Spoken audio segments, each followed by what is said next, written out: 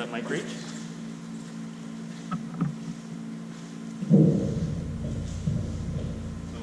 There soon, but I will introduce myself. I'm Graham Slick from PhD Limited. Jamie asked me to speak about contract 1, which is the construction work that's ongoing now. Contract 2 is further to the west, contract to Dixie Road. Unfortunately, I can't speak to that contract where my firm is not involved in that.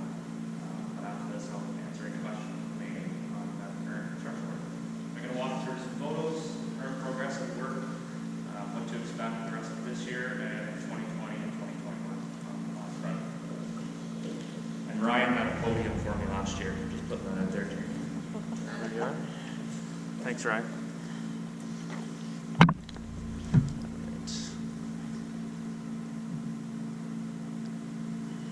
So again, these are the two contracts. Contract 1, that's our project email address, which I will respond to for any concerns related to our construction.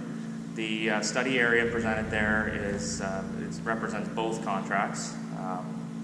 The one to the west, Cawthra to Dixie, and ours, which is Dixie to the East Mall. Contract 2, that is the detailed design website.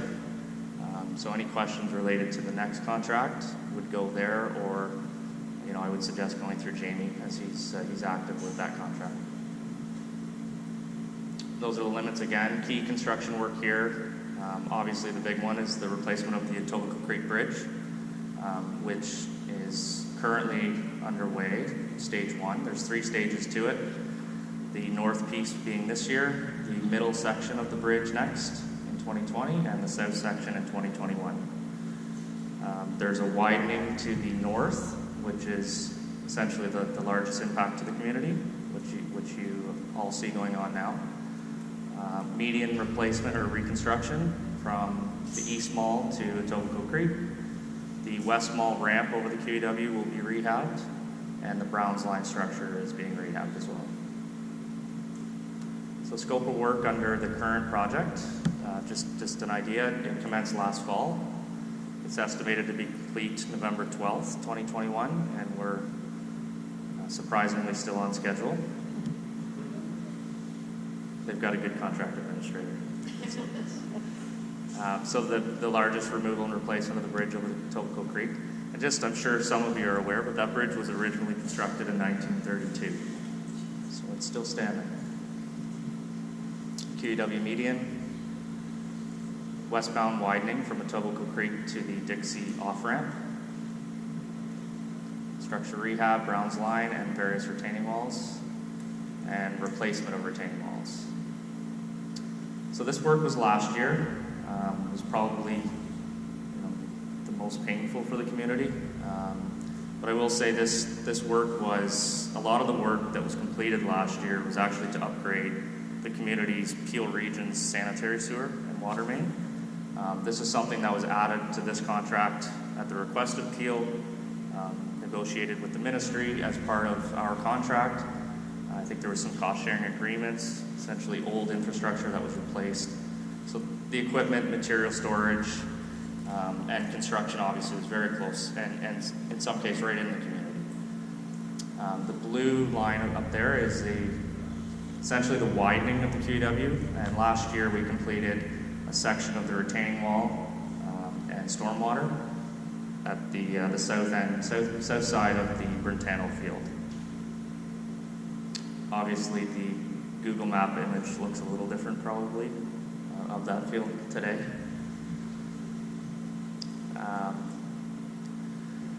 So last year, we also completed median and shoulder strengthening to allow the configuration you see out on the QEW today.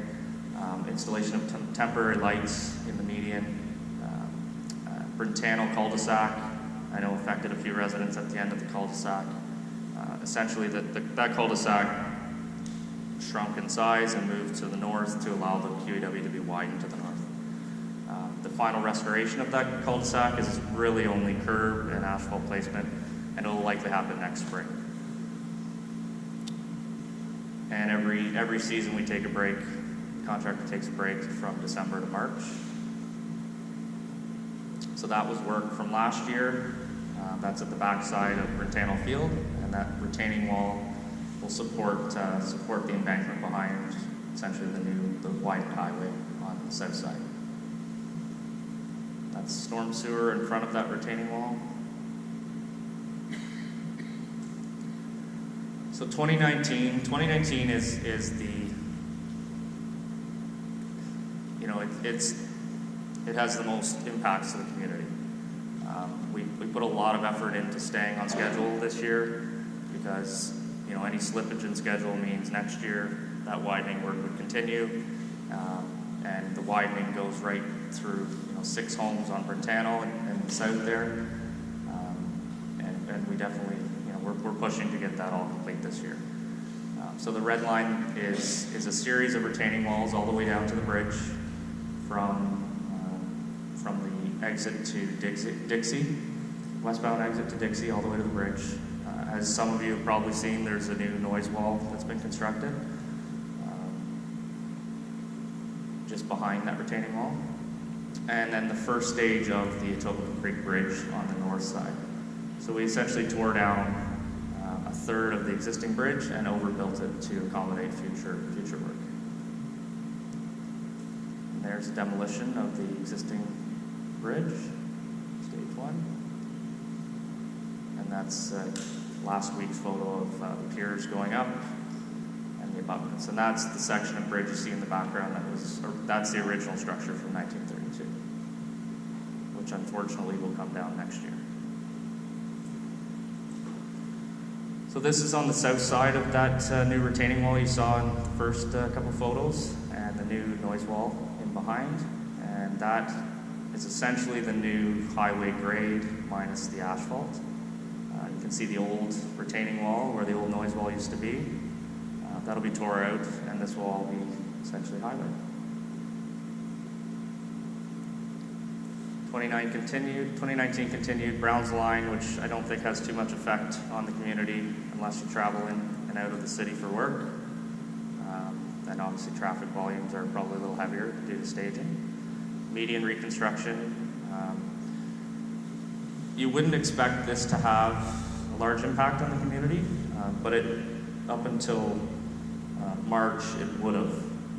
We had about 40 loads of earth excavation material that would have come to the Brentano field as a temporary stockpile site, all of which would have occurred at night. So working with Peel Region, City of Mississauga, Ministry of Transportation, and Councillor Dasco, we secured the loop ramp at the Dixie Outlet Mall to put all that material there instead of in the Brentano field. So I think that was a win for the community for sure. And you know, a lot of pressure from Shora board members, which definitely helped. So it was good. And he's not here for it. No, he's not.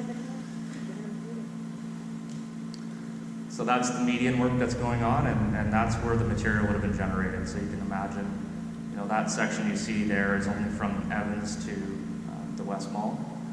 We go another 1.5 kilometers to the East Mall. So it's a lot of material that we've diverted to a different location, which essentially cut down to, you know, other than the workers, the management staff that drive in and out of that site at night, just with their regular cars, you don't see really any activity at night, which is great.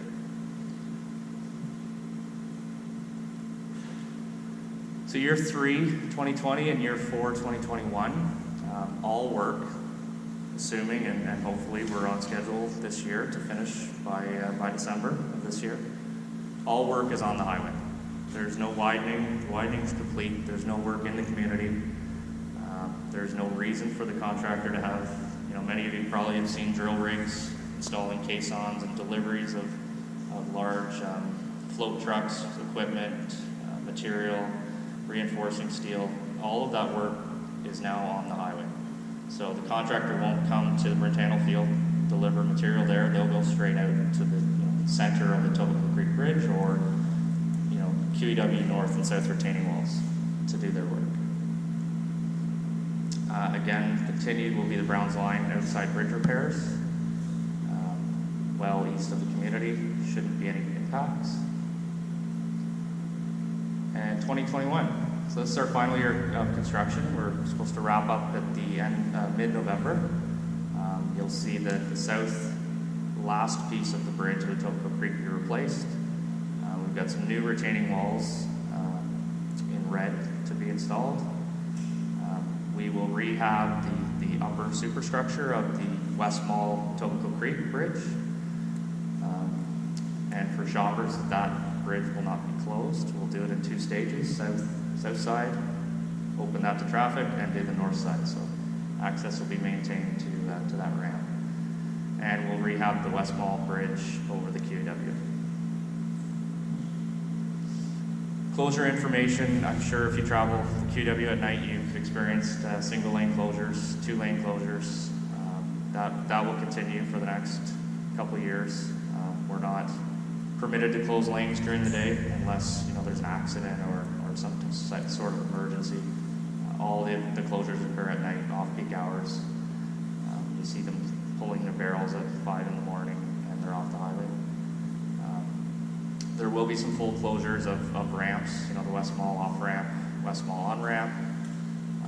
Those will be, generally speaking, 11 p.m. to 5 a.m. Shouldn't have much impact. They're well signed, and they're just to set up staging, so line marking, moving traffic around on the ramps.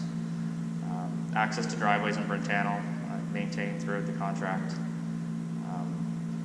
Boxwood Way, I should have deleted that. That's the wrong community, so I don't think too many people care about that. South Serve service on-ramp to the QEW East will be closed in year 4. Again, I'm not sure many people are using this ramp, but if you're south of the highway trying to get on the eastbound QEW, that will be closed in year 4. And then Sherway Trail is closed now, I understand. Some people still make it through, and which, generally speaking, probably shouldn't happen, but the construction contractor has been good to I guess, help them through or de-energize their equipment when people get in the construction zone. So what to expect for the remainder of 2019? 80% of that retaining wall we saw on the north widening is done. The old retaining wall is essentially down, the noise wall is down. Most of the new noise wall is up. I hope it's a bit quieter in the community because of it.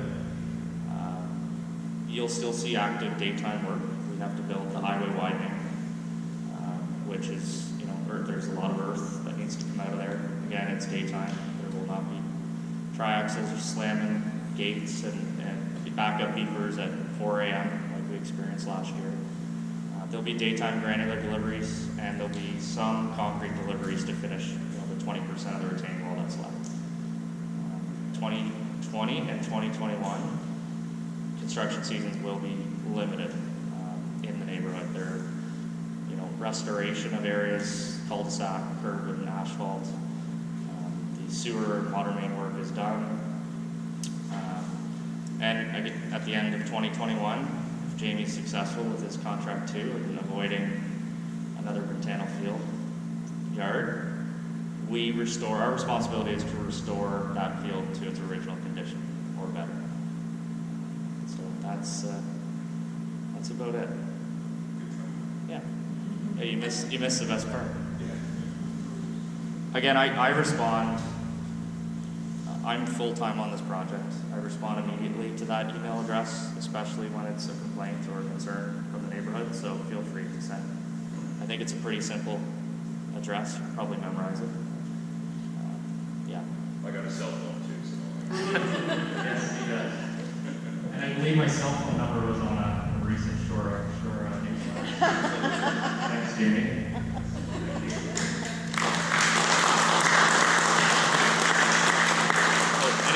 Questions? Yes. What's the estimated time of the closure on the eastbound South Circle? Is it going to be closed in 2020? Yeah, so it'll be closed from April 1st to November, the entire construction season.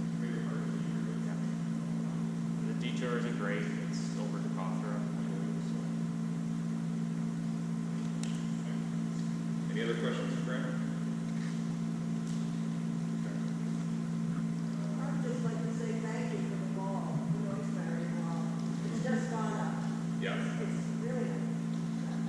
I chose the color. Yeah, suffered for so long, Eva, with that chain link fence, and now that's finally closed. So it's good. I'm sure there'll be a number of residents that, depending on leaving the community, may have to stay. So let's advance this like we can. And so I have pleaded and tried to get MTO to join us tonight, but I think based on the stormwater meeting we had, I think they're great for the neighborhood. So I appreciate all the work that everybody had done on that in the past. And so I will send some details that I can cover off in regards to contract number 2. And so essentially the area it's going to cover is going to be east of Copper to east of Dixon. So it's kind of the next section of the QEW. They're going to reconfigure the interchange. They're going to replace the Ogden pedestrian bridge. I brought that up as a concern to them. I know that many of us may have children that go to school either on Ogden or Copper area where they're using that pedestrian bridge on a daily basis to come back to the neighborhood. I think the plan is to keep one while they're building the other. That tends to be the way how they tend to work. And Graham, I think on the roads, even what they do as well, right? They never really shut down anything. They build another one and then get rid of the old one, right? At times. Yeah, I guess they look at how much that's used and they use that. Okay. They're going to realign local roads, drainage improvements, stormwater management ponds, obviously in the cul-de-sacs and all in our neighborhood. And so the thing to note is that the detailed design is underway. Working with Councillor Dasco and our MVP, Rudy Pizzetto, we have had some discussions in regards to trying to get MTO at the table and start talking about contract number 2 and start talking about adding a clause in the next RFP that they produce that would include them operating in our neighborhood. They initially wanted to wait until they have a process where within 30 days of finalizing something, they solicit feedback from the public, and that was what they wanted to do. For me, they're done. Their ideas are completely baked by then. They're not open to change. So I flat out refused that, and we're putting a lot of pressure there for them to come to the table and start some of these discussions early, because I think it's going to take some time. They're not an easy to deal with. So in terms of the work, there will be some work this fall where they need to relocate the utilities, and the contract is supposed to start in 2022. They figured 3 to 4 years. And so I think our biggest challenge is, as a community, the number one thing that I'm very irritated still about is that we managed to get stormwater ponds moved, and then weeks later they started bringing trucks into the field, hadn't told us what their plans were, and all of a sudden we were notified by asking them that it's going to be a storage facility. And to me, it's a site operations and so many other things than just a storage facility. And so the level of trust there between the community and the agency, I don't think is really there. And so I think we need to be very diligent and get out ahead of this early and ensure that it's something that's not going to be here long term. Because I don't know about you, I bear a large brunt of what's happening there.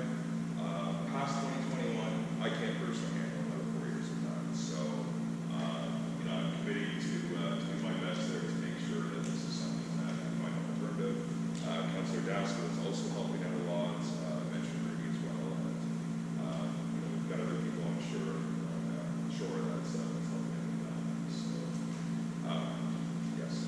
I just wanted to make a comment about that Ogden pedestrian bridge. Yes. So if it's not something, if they're going to build it in the exact same place so they have to take it down, we're going to have to remember to talk to the school board in advance, because they base distance based on kids using that pedestrian bridge. And if they now have to walk to Copra and Right. over and back, that's well far enough for them to need a bus. Absolutely. No, it's a good But a point. bus is not something they can come up with in like 2 seconds with a route in our neighborhood. So we'll just, we have a long time. 2022 is a long way away in my head It right is. now. And so, but it's just something that we'll have to start watching for to let the school board Yeah. stop our, Yep, yep. Graham, you had a comment? We have a question back here. I'm not supposed to talk about contracting, but I can't help myself. So, Yeah. I'm an engineer, sorry. The website that I referred to, and I think Jamie, you're going to share it as well, for the contract 2 design. If you dig on some of the links on that website, there are mock-up drawings. And generally speaking, those drawings, they're a good idea of what's going to happen. Details around the height of the retaining wall or the size of it, those change through the life of the design, but if the Ogden Bridge shows a new bridge in a different spot, chances are that's probably what's going to happen, and that pedestrian bridge would likely stay open until the new one. Gotcha. Have a look at that website, Thank because you. I've seen the drawings, I've seen where the new Sherway Drive and Dixie intersection is. Right. It's helpful. Thank you. Question? Yeah, I'm just add a comment. I was at a shopping center convention this week on Tuesday and had 5 minutes with the landlord at Wood Village and asked him how things are going there. And what he said is he was a little irate and a little angry because he wants to get ahead of what's going on as well. They have to expropriate some of the land in front of Plaza on North Service Road, and he has to rejig some parking and some light standards and prepare for the pedestrian bridge. And he said that it's been hard to get clear answers from the MTO so far. So we're not the only ones frustrated. No, I can appreciate that. It's very difficult. Yeah. And so it's great that they've got a company like GHD involved, but at the same time, it removes an MTO from the equation, and therefore the sense of accountability isn't quite as strong as it was when we were dealing with them directly. I'd much rather deal with Graham because he actually gets stuff done, and I become less frustrated. However, over time, you don't have the same kind of connection and relationship that that you need at times to get stuff done. So so I think that's probably what we had on that. Yes, sorry. Are the homes expropriated on the North Service Yes, anything to do with this? absolutely. Or is that another project? No, Why so- are those 2 bungalows still standing? Yeah. They're creating a lot of garbage. People are using it just to dump. They're the only 2 left, Right. other than the dental. Absolutely. So I was with the president of Applewood and past president Ryan Enright, who's in the back, last night, and they were talking about the dumping. I had seen the space there and thought, why not go there for contracting? I'm looking for any alternatives. If anybody has ideas, bring it forward. And what they suggested was that that land has been expropriated because the North Service Road will be using it, and they're not in a position to be moving trailers once they set up site. They want to stay in the spot. So for my question, that was kind of the answer, and so I would gather from that answer that it will be used. I'm not too sure what's happening with those last 2 houses. I believe I've heard that the dental office is going to stay. I don't know how that happens with the road, or if it suddenly curves. I don't know if anybody else has any other insight, but perhaps if it's a business, goes to a resident, they spared it. I'm not too sure, but from what I understand, what they've taken, it's going to be used. So, Any other questions? Okay. Perfect. Councilor Bassett. Good evening. Hello. Hi, everyone. It's a much different thing this year than when I was out here last year. I was out here last year before the election campaign. And can everybody hear me okay? Or do I need to go microphone? Okay. All right, I'll belly up to the microphone here. Because I tend to be animated, so I've got to go in and out of microphone range. So I apologize in advance. But I just wanted to say thanks for everybody to have me here tonight. And also, I want to give a special shout out to Jamie and to Ryan and to the board here, who I've got to say I've worked pretty closely with and continue to work closely with. A lot of serious issues that we do have. We heard some of them already. And what a great experience I've had so far working with these guys to try to get some results.